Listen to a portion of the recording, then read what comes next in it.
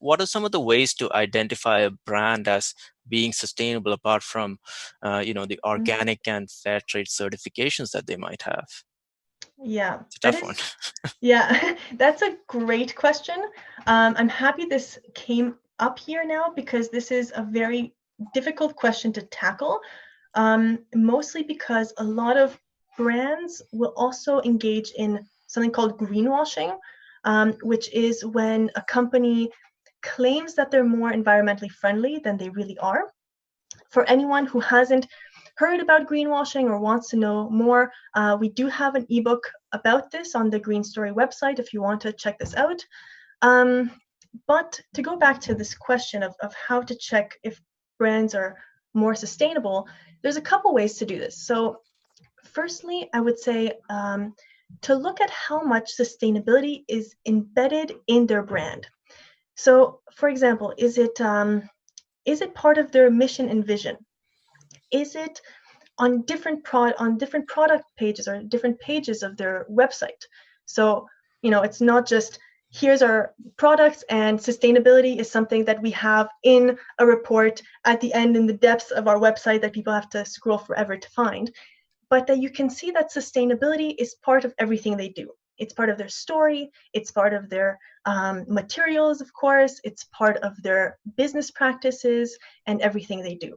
So it's complicated. Basically, you do have to So check a little complicated. bit. It's not like that there is an authority right now that's able to tell in an easy enough way. So I think like the way I think about it is you just have to be alert and you have to ask the right questions and really kind of dig in. Unfortunately, it's not easy right now to figure out if a Yeah. company is truly being sustainable. There's so many ones that are just kind of jumping on the bandwagon because they're saying like organic means increased sales.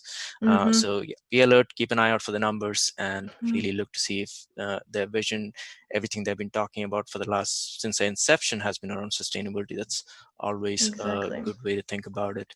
Yeah. Okay, cool. I There's think we have. also, oh, Sorry, sorry, go ahead. I just wanted to add one or a couple more things to this point because I do think there's a lot that goes on here.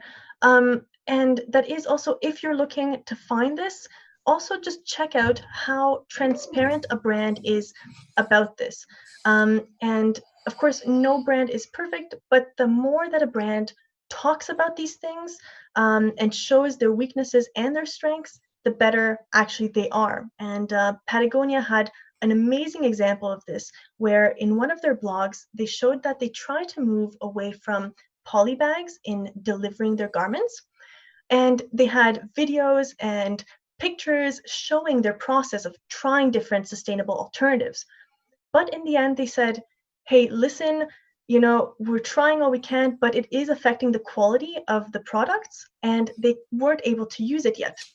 But the fact that they show this transparency is amazing. Yeah, and I think that's one thing that a lot of people don't consider is use case, because like a huge chunk, I think more than half of it is in the use case, right? The Mm-hmm. longer you keep and use a product, the more sustainable that product can be. Even like Exactly. buying an organic cotton shirt and using it twice. Versus buying a conventional cotton shirt and using it like 50 times, Mm-hmm. it's probably better to go with a conventional shirt than so the quality and how long you Mm-hmm. use it definitely is a factor, and it's a bit more of a shaky factor because it has a lot to do with personal considerations and habits as well. So that's where consumer responsibility and even brand education comes a little bit into play.